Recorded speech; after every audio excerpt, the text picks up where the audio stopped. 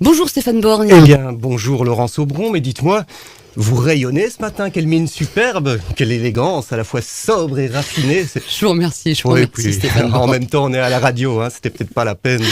Enfin, je veux dire, si vous étiez venu comme la dernière fois en bigoudi sortie de bain, avec les valises sous les yeux, là, pour l'auditeur, c'est kiff-kiff, hein. Peu importe. On y va, on est à l'antenne?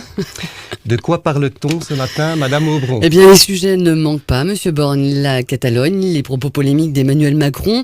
Et si vous me passez l'expression, c'était un peu le bordel quand même cette semaine. Ah non, pas vous, Laurence Aubron, pas vous. Hein. Je vous préviens, si vous m'avez fait venir pour parler dérapage verbal ou bordelgate ou je ne sais quoi, vous êtes trompé de crèmerie. Je n'irai pas sur ce terrain. Hein. Je vous propose donc de revenir. Non, mais franchement, quoi, les journalistes, sérieusement, tout ça pour une malheureuse phrase, hein, une phrase qui en plus reflétait assez bien la réalité, croyez-moi. Hein. Vous avez déjà participé à une manif, Madame Aubron? Plusieurs. Ça m'étonnerait. Hein. Eh bien, dans une manif, les gars, ils sont pas là pour faire du cerf-volant, quoi, hein, ni pour beurrer des tartines. Hein. L'objectif, c'est foutre le bordel, mettre le bazar au minimum, ou semer la pagaille, si vous préférez. Mais Manu, lui, il a choisi foutre le bordel, quoi, dont acte. Pas besoin d'en faire tout un pataquès, il y a tellement d'autres sujets de fond, Madame Aubron. Hein. On les cherche. Sur BFM TV, dites, on est passé à 2 doigts de l'édition spéciale, quoi. Quel carnage. Eh bien, ils ont sorti la grosse artillerie, hein, un escadron d'experts, politologues, sémiologues, sociologues, proctologues, enfin, toute une garnison de spécialistes, et tout ça pour faire quoi?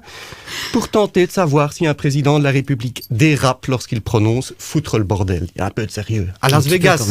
Bah, on ne sait pas, mais je ne sais pas si vous avez vu à Las Vegas. Il y a un type qui joue à Counter-Strike au milieu d'une foule d'amateurs de country, et le lendemain, la presse française s'émeut, s'interroge sur le registre de langage du président. Et peut-on impunément triturer la langue de Molière de la sorte?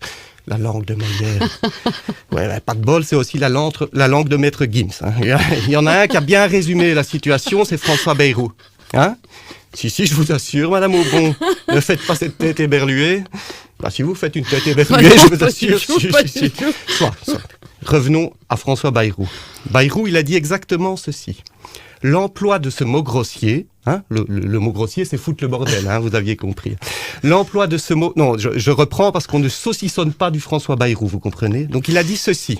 L'emploi de ce mot grossier peut être critiqué, mais il marque le surgissement du réel dans le discours politique. C'est beau. Le surgissement du réel dans le discours politique. Alors moi, vous me dites dérapage verbal.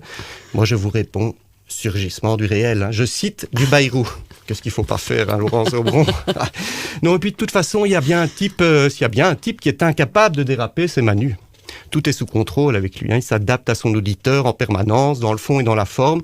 C'est tout l'art de la communication. Hein. Et en l'occurrence, Manu, là, il était dans un couloir poisseux, mal éclairé, avec un type lugubre. Hein, normal, quoi. Il avait quand même pas l'air d'avoir inventé l'eau tiède, hein, un élu local. Ni une ni deux, adaptation du niveau de langage, connivence, complicité, empathie, c'est pas compliqué, c'est la base de la communication politique. Tenez, vous voulez un contre-exemple? Une communication foireuse, un dérapage. Vous avez vu le discours du roi Felipe d'Espagne, adressé aux Catalans. Sur ce terrain-là. Et si, Madame Aubron, malheureusement, il faut bien y aller. Hein. S'il avait été un peu malin, le Felipe, là, il aurait dit un truc du genre... Oui, les gars, vous m'avez quand même foutu un sacré bordel, hein. Mais bon, j'avoue, la Guardia Civile a eu la main un peu lourde, et maintenant, si on essayait de se parler... Enfin, un truc du genre, quoi. Hein. Connivence, complicité, empathie, adaptation du niveau de langage, surgissement du réel, bim, tout est réglé, on ne serait pas là aujourd'hui. Hein. Eh ben non, le type avec son air de pompe funèbre, la Felipe, il a tapé sur la table, pris ses grands airs de monarque pour condamner, je cite, la déloyauté des indépendantistes. Vous en croisez souvent des indépendantistes loyaux, Madame Aubron? Je ne crois pas. Hein. Ce discours était mal torché, mal ciblé. Hein. C'est simple, il a eu autant d'impact sur sa cible qu'une homélie du pape François au salon de l'érotisme. Hein. Vous pensez vraiment qu'un gars prêt à se prendre des coups de matraque dans la tronche pour son indépendance va changer d'avis parce qu'un croque-mort le traite de vilain déloyal? Pauvre Felipe. On a vu des types faire surgir le réel avec plus de panache. Hein. Mais bon, on va pas passer la matinée à parler d'un sujet qui n'en est pas un, hein, Madame Aubron. Du coup, on parle de quoi? D'Europe, non? Je crois qu'on parlera d'Europe lundi prochain, Stéphane Borgne, si vous le voulez bien. Il me reste juste le temps de vous remercier, puis de vous souhaiter une semaine moins bordélique. Eh bien, comme vous voulez, Laurence Aubron, à lundi prochain. À bientôt, Stéphane Borgne. À lundi prochain. Merci beaucoup.